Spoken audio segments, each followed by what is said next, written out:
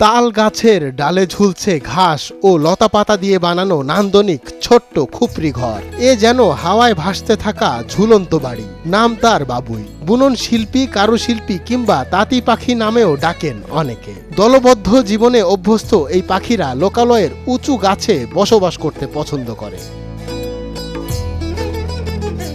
গ্রামীণ জনপদে এদের বেশি দেখা যায় তাল গাছ কিংবা খেজুর গাছে। কিচিরমিচির শব্দে মুখরিত করে রাখে পরিবেশ।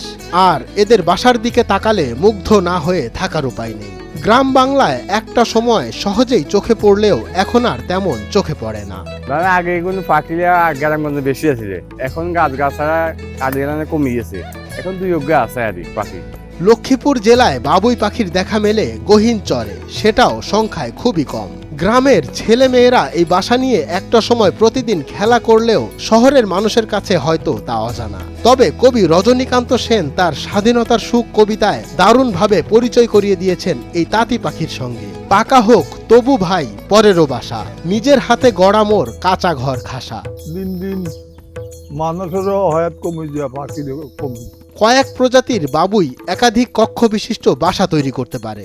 বাবুই পাখিকে শৈল্পিক ইঞ্জিনিয়ার বা স্থপতিও বলাই যায়। বেশিরভাগ বাবুই প্রজাতির পুরুষ সদস্য বেশ উজ্জ্বল রঙের হয়। কিছু প্রজাতি তাদের প্রজনন মৌসুমে বর্ণের ভিন্নতা প্রদর্শন করে। বাংলাদেশে 3 ধরনের বাবুইয়ের দেখা মেলে: দেশি বাবুই, দাগি বাবুই ও বাংলা বাবুই।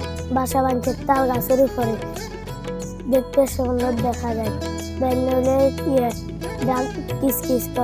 নিপুণ কারিগর ছোট্ট বাবুই পাখির বাসা যেন দেখতে উল্টানো কলসির মতো। ঠোঁট দিয়ে ছড়ায় ঘাসের আস্তরণ, যত্ন করে পেট দিয়ে ঘষে গোল অবয়ব মসৃণ করে। শুরুতে নিচের দিকে গর্ত থাকে, পরে ডিম রাখার জায়গাও তৈরি করা হয়। অন্যদিকে লম্বা করে ঢোকার আর বের হওয়ার পথ থাকে। কথিত আছে রাতে বাসায় আলো জ্বালাতে জোনাকি পোকা ধরে এনে বাসায় গুজে রাখে বাবুই। সুন্দর করে গাছের থেকে ছিঁড়ে আনি এখানে সুন্দর করে বাসা করে। বাসাটা কেমন? বাসাটা সুন্দর, মনে করে ডট তৈরি করে, নিচের দিকে বাসা করে, উপর থেকে ঘুরে গেলে আর ওই ভিতরে একটা ডিম পায়, ডিম রাখে, চা উগে। পানি টানি কিছু না, লড়াই কিন্তু গাছ লড়াই পড়ে না, মুখ নিচে করে। আমার মাঝখানে একটা আবার থাকার খাওয়ানোর একটা বৈঠক বানা সুন্দর করে, এখানে বইয়ে আবার নিচে দিয়ে আসতে চলে যায়। তবে বর্তমানে চরম অস্তিত্ব সংকটে পড়েছে এই বাবুই পাখি। এক সময় গাছে গাছে দেখা মিলত বাবুই পাখির বাসার। এই পাখি মূলত 2 ধরনের গাছে বাসা তৈরি করে: তাল গাছ আর খেজুর গাছ। দুটি গাছই এখন সময়ের বিবর্তনে কমে যাচ্ছে। অন্যদিকে বাসস্থান সংকটে এ পাখিও ধীরে ধীরে প্রকৃতি থেকে হারিয়ে যাচ্ছে।